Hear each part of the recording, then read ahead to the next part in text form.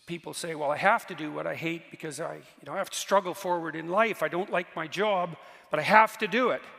And I understand that, because the fundamental condition of mankind is one of essential privation, right? I mean, without food, we starve, and food doesn't just make itself manifest of its own accord. Without shelter, we freeze or we burn.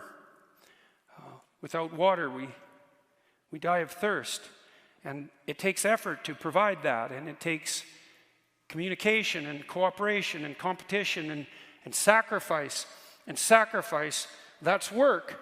There's no difference, by the way. This is a good key if you ever dip into biblical writings, for example. There's no difference between sacrifice and work. They're the same thing.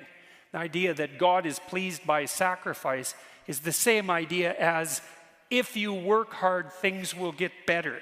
It's the precursor to that more secular formulation.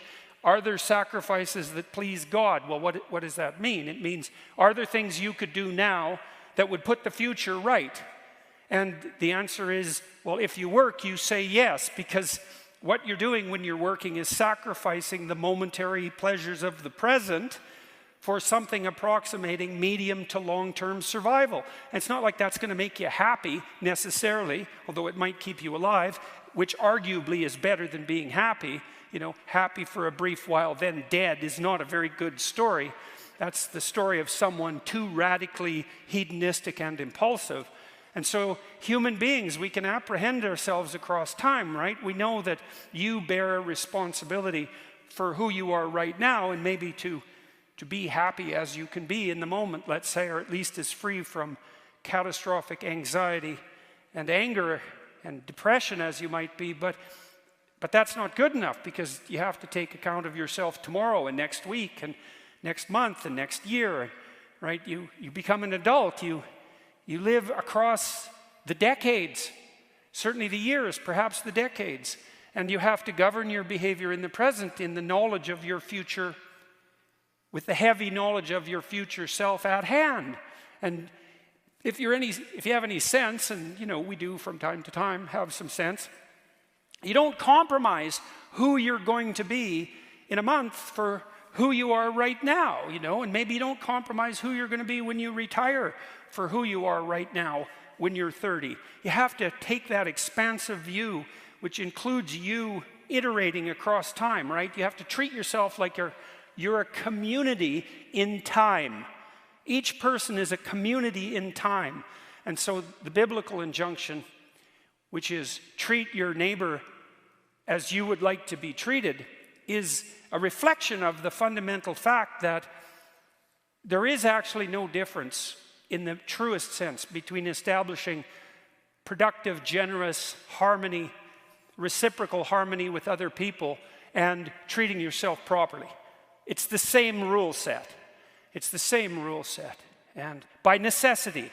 And that's not arbitrary. It has nothing to do with like a relative morality. There aren't other ways of going about it. Given that you're going to exist across time, you have to bind your actions in the present by that knowledge. I suppose you could eliminate the necessity of that by sacrificing your consciousness, right? Your self-consciousness, your apprehension of your vulnerability across time. And by the way, that's exactly what you do if you drink alcohol, right? Because alcohol does exactly that. It delimits the effect of the future on your present behavior. And that can be Dionysian level of fun. But there's tomorrow.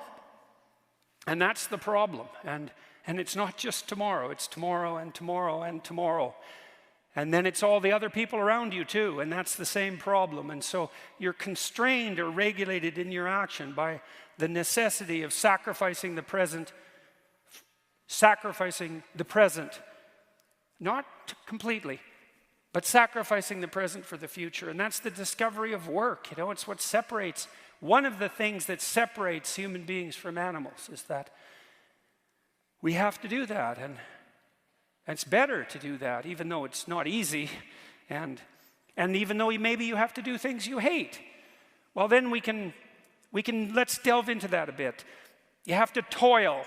You know, when God kicks Adam and Eve out of paradise for the sin of pride, essentially, he tells Adam, you're going to have to toil in the dirt, and it'll feed you, but you'll generate thorns, and you'll sacrifice and sweat and struggle. And that's definitely life.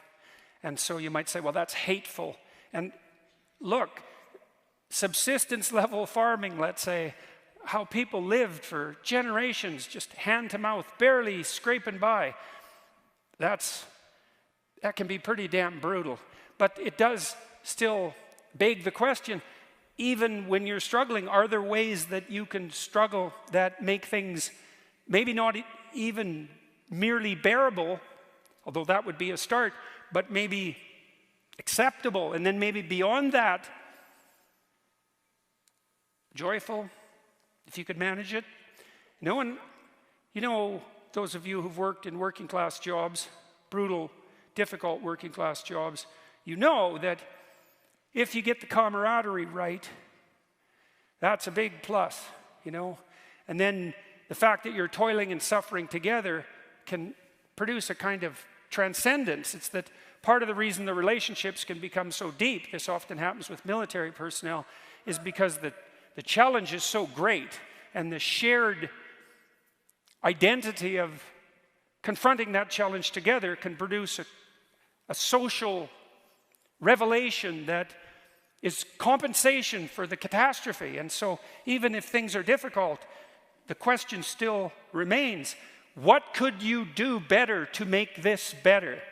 And then we might say too, do not do what you hate. Well, you have to discipline yourself. And you know, that means you have to put yourself in harness, and you might strive against that, like a horse that's being broken, and you might say, well, what a catastrophe to break a horse, or to train a dog to pull a sledge, but we have to be disciplined, you know, and to do that, you have to subject yourself to strictures and constraints, and you have to play by the rules. And I suppose, as Nietzsche pointed out, you waste a lot of yourself doing that, you know, by adopting some regulated and disciplined structure. Maybe that's your job, or one relationship instead of many. You know, it's a narrowing and a limiting, but at the same time, it's a fostering of your ability to concentrate with single-minded intensity and purpose on an actual goal instead of a hypothetical plethora of goals. And there's no difference between that and being mature. And being mature is better than being a child, even though we seem to have forgotten that in our culture. Now, there's a step beyond that even, where the injunction is to leave childhood and to become mature, and then to rediscover what you lost in childhood. And maybe that's something like the spirit of play and that open-eyed amazement that children naturally bring to the world. And if you can incorporate that back into your psyche once you've become mature and disciplined, well, then you get to have your cake and eat it too. And that's something that's in principle worth striving for. And I say you get a glimpse of that, you know, when at the end of a difficult day, maybe you go to the local country music bar and there's a hot band playing, and you get a chance to dance with someone you love, and you get to play, and you think, you know, and all the notes are stacked on top of each other perfectly, reflecting the intrinsic harmony of the world itself, you know, and you align yourself with that. You do that with someone you love, and you get that spirit of play infusing you, because in some sense you were disciplined enough to make the money that allowed you to afford to go to the damn bar, you know. And so that's not such a bad deal, and it's at least a glimpse of the way things could be if you really got your act together, you know, so that you were disciplined and aiming true and playful all at the same time, even when dire circumstances confront you. And that's the sign of a real master, you know, and that's a receding ideal. I mean, who could claim to have managed that? But I can't see that you have anything better to do.